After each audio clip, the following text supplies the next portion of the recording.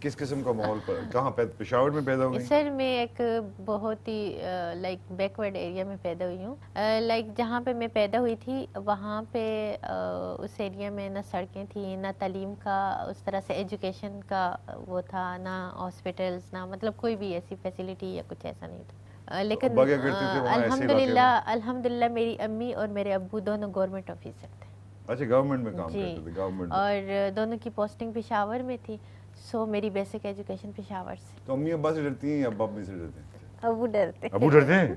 یار ابو میں بہت خوش ہوں، سلام آپ کو، آپ خواتین سے ڈرتے ہیں، میں تو ڈرتا ہی ڈرتا ہوں. تو حریم اچھا اوکے، تو تعلیم وہاں نہیں تھی، کچھ نہیں تھا، تو آپ کو کیسے تعلیم حاصل ہوئی؟ سر میری خوش قسمتی یہ تھی کہ میری امی ابو دونوں ایجوکیٹڈ تھے، اور دوسرا یہ کہ دونوں سرکاری آفیسر تھے، تو ان کی پوسٹنگ ہوتی رہتی تھی لائک جہاں پہ ٹرانسفر ہو وہاں. تو اس ایریا سے ان کی پوسٹنگ ہوئی پشاور میں. ٹھیک ہے. تو پشاور میں پھر ہم لوگ وہاں پہ ہی پڑھتے تھے، وہاں پہ ہی مقیم تھے. پھر میں نے میٹرک پشاور سے کیا. مطلب یہ میں دیکھ رہا ہوں کہ نارملی تو جو ہمارے بڑے پٹھانوں میں ایون آپ انٹیریئر سندھ میں چلے جائیں، بچیوں کو پڑھاتے نہیں ہیں. لیکن مجھے بڑی خوشی ہو رہی ہے اس بات پہ کہ آپ کی والدہ اور والد خود بھی پڑھے لکھے تھے اور انہوں نے آپ کو بھی پڑھایا. جی الحمدللہ. پھر اس کے بعد سر میں نے انٹر کیا، پھر میں نے گریجویشن کیا، پھر میں نے ماسٹر کیا اسلامک یونیورسٹی سے. کس چیز میں؟ میں نے کمپیریٹیو ریلیجن میں. یار کمپیریٹیو ریلیجن میں آپ نے ایم اے کیا ہوا ہے؟ جی سر. ماسٹرز کیا؟ جی. اچھا، کون سی یونیورسٹی سے؟ اسلامک.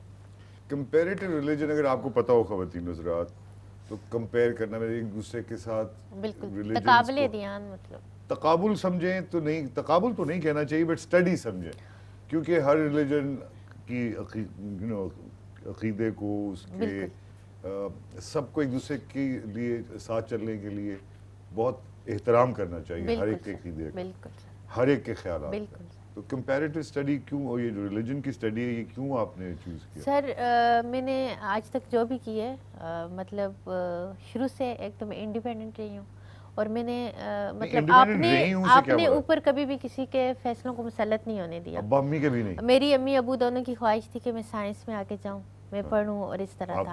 یا میں وکالت میں آگے جاؤں، تو مجھے بالکل بھی نہیں تھا. مجھے یہ تھا کہ مجھے کیا، اور مجھے انٹرسٹ تھا، مجھے شروع سے تھا کہ اسلام کیا ہے، مطلب یہودیت کیا ہے، کرسچینٹی کیا ہے، اور بدھ مت کیا ہے، اور یہ سب کیا ہے، یہ مذہب کیا ہے. مجھے شروع سے کریز تھا. اور الحمدللہ سر کہ میرے خیال میں کسی بھی مذہب کو سمجھنے کے لیے آپ کو اسلام پہ عبور ہونا چاہیے، اپنے مذہب کے بارے میں آپ کو نالج ہونا چاہیے.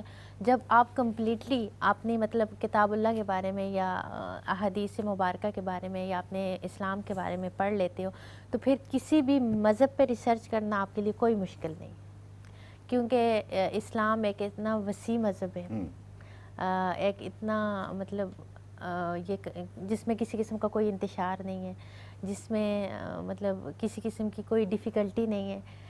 تو پھر آپ کو بڑا مزہ آتا ہے. آپ سے یہ پوچھوں کہ ڈیفیکلٹی اس سینس میں تو بہت زیادہ ہے کہ جتنا جھگڑے، مار کٹائی، بہت زیادہ ایک جسے کہتے ہیں تشدد کی طرف ہے ہمارے لوگ کافی زیادہ. سر ہمارے لوگ ہیں نا، وہ تو ہمارے لوگوں کا مائنڈ ہے. اسلام نے تو ہمیں تشدد نہیں سکھایا.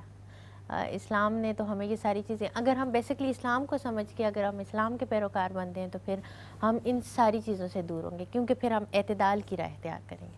اسلام ایک میانہ روی اور اعتدال والا مذہب ہے. نہ تو ہم بہت زیادہ ان چیزوں کو ایگزیجریٹ کریں گے، مطلب ریجڈ ہوں گے، اور نہ ہم بہت زیادہ پاسماندہ ہوں گے. ہم ایک معتدل اور اعتدال اور بیچ کا راستہ. جی